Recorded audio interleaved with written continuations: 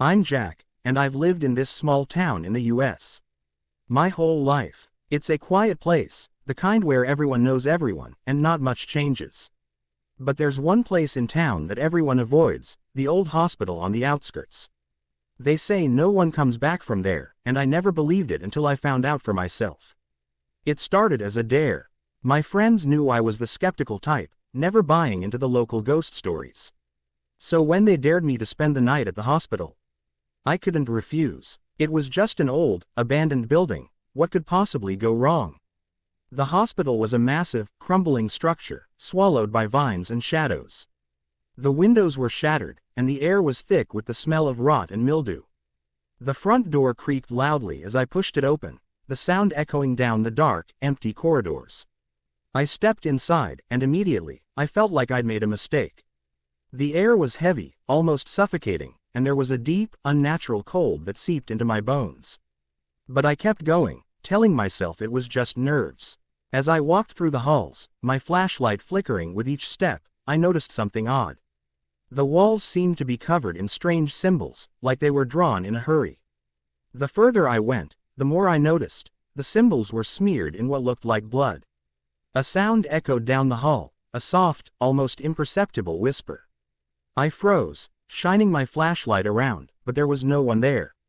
The whispering grew louder, surrounding me, until I could make out the words, "Leave, before it finds you." My heart pounded as I turned to run, but my feet felt like they were glued to the floor. The whispering became more frantic, more desperate, as if warning me of something. And then I saw it, a shadow at the end of the hall, moving towards me. It was tall and hunched, with eyes that glowed red in the darkness. I forced my legs to move, sprinting down the corridors, trying to find the exit. But the hospital seemed to twist and turn on itself, the hallways stretching endlessly. No matter which way I went, I couldn't find my way out. The whispering followed me, now mixed with low, guttural growls. The walls seemed to close in, and the cold was so intense that I could see my breath in the air. Panic set in as I realized I was completely lost, trapped in this nightmarish maze. Then I heard it, the sound of something dragging across the floor. Getting closer. I didn't dare look back, but I could feel it, the presence looming behind me. The air grew thicker, the whispers turning into screams. I finally stumbled into a room, slamming the door behind me. The room was pitch black, but I could hear something breathing heavily in the corner.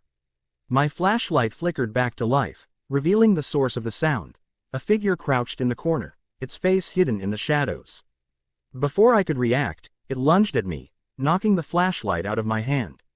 I scrambled to the door, but it wouldn't budge. The figure was on me in seconds, its icy hands wrapping around my throat, squeezing the life out of me. As I gasped for air, I heard the whispers again, this time right in my ear. "You should have left." Everything went black. I don't know how long I was unconscious, but when I woke up, I was outside the hospital, lying in the overgrown grass. The sun was just rising, and the building looked as decrepit as ever. But I knew what I'd experienced was real. The whispers, the shadows, the thing that tried to kill me, they were all real. For days after, I couldn't shake the feeling of dread that clung to me. I was plagued by nightmares, visions of that shadowy figure, the suffocating darkness, and the relentless whispers that warned me of dangers I couldn't see. But the worst part was the sickness that followed. It started with a fever, one that no amount of rest or medication could break. My parents grew worried as I became weaker, barely able to get out of bed. The doctors in town couldn't figure out what was wrong.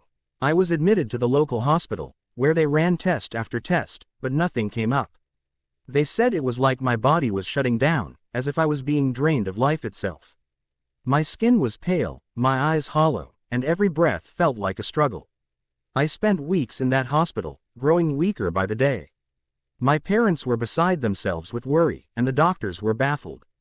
There was talk of moving me to a larger hospital in the city, but before they could, something strange happened. One night, as I lay in that sterile hospital room, I heard the whispers again. They were faint, almost like they were coming from the walls themselves. At first, I thought I was imagining it, but then the whispers grew louder, more insistent. "You need to leave, it's not safe." I tried to call out for the nurse, but my voice was too weak. The room grew colder, the air thick with the same unnatural chill I'd felt in that cursed hospital. I was terrified, convinced that whatever had haunted me there had followed me. And now it was coming to finish the job. But then, just as quickly as the whispers started, they stopped. The coldness faded, and I could breathe again. The next morning, the doctors were stunned to find that my fever had broken. Over the next few days, I began to recover, gaining strength little by little. My parents didn't waste any time.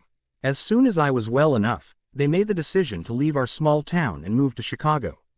They never told me exactly why, but I think they knew something wasn't right in that town, especially after what happened to me. We've been in Chicago for a few years now, and life is much better. The city is bustling, full of life, and the memories of that night have started to fade. I'm healthier than I've ever been, and I've even managed to make new friends. But every now and then, I still get that feeling, the sense that something is watching me, waiting. I try to push those thoughts away, tell myself it's all in the past. But deep down, I know that night at the hospital will haunt me for the rest of my life. No matter how good things are now, I'll never forget the horror of that place, the way it reached out and almost took me. Some nights, when it's quiet, I think I can still hear the whispers. And even though I'm far away from that old hospital, I can't shake the feeling that it's not done with me yet.